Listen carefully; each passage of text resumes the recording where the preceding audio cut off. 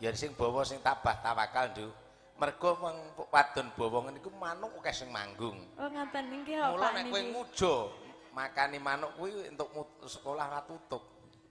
Ibarate mergo kowe dianggep kroto, manuke kepengin nyucuk krotomu. Oh mboten Pak, lah saben dinten niki kula nganu dipakani manuk. Oh, ya dipakani manuk. Nggih. Oh, kok ra lemu? Oh lah bapak kula lak manuk Pak anune. Ganjarane. Selain ribut nika nggih manuk. Oh, manuke dipakake kowe. Nggih. Kok manukku tantun nggonamu ra pangan? Lho lah sampun gadah manuk niku wau. Oh, dadi manuke ning nggonamu ket mung totok. Nek ngono sesuk tak jiko kowe ya. Nggih, Pak. Nek kira-kira manukku ra pangan, tak jupuke tak pakakne wong liya. Yeah.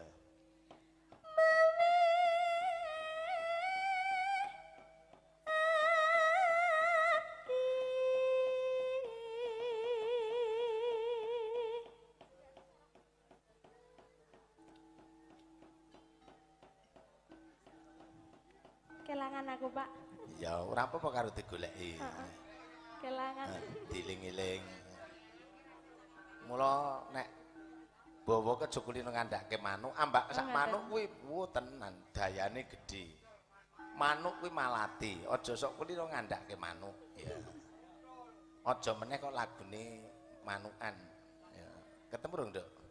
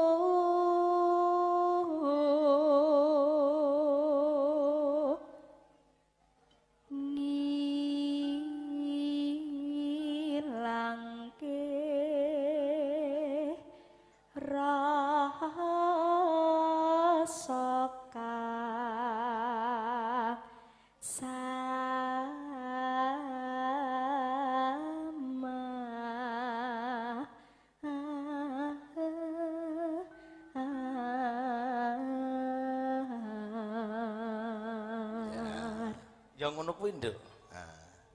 Bawa ki nek agi pisanan sok ndredeg.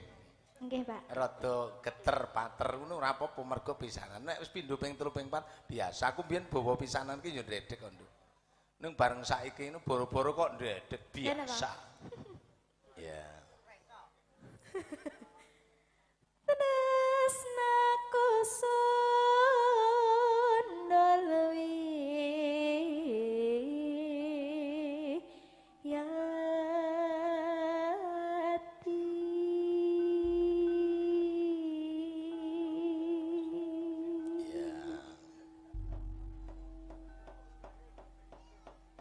Napa Pak? Oh, berarti sik deg deg deg deg ngoten wae kuwi.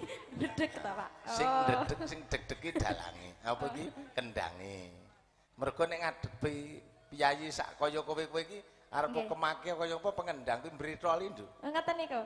Aku jane iki apa-apa iso, Pak, ngendang iso. Ning nek ngadepi kaya kuwi menteles.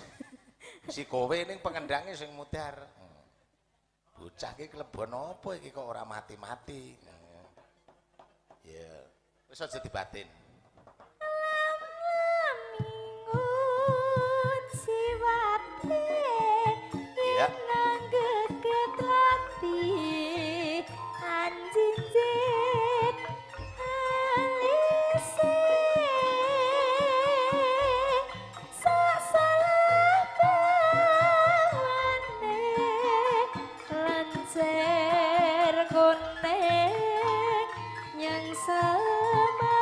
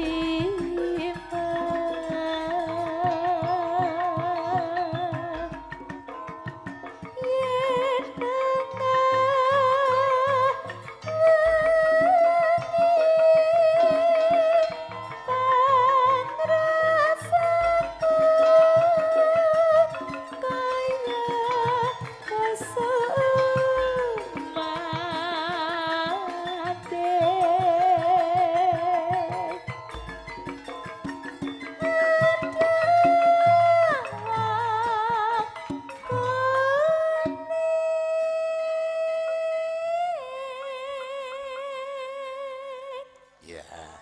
Nggih, saderengipun nggih niki ngaturaken wilujeng dalu nggih Pak. Kagem sedaya warga kepek setunggal kepek kalih nggih Pak. Nggih, saha para penonton sedayapun. nggih. Ingkang saking kiblat papat 5 pancer. Nggih, niki nggih derek tepang, mbok menawi warga mriki dereng ngertos gula. Nggih, sinambi pitepangan. Napa ta Pak Erwin men dilirik ngono lho Pak jenengane kok. Nggih, derek tepangaken nami kula Dewi Mega Prastiwi Pak Bu. Nggih. Mboten Pak.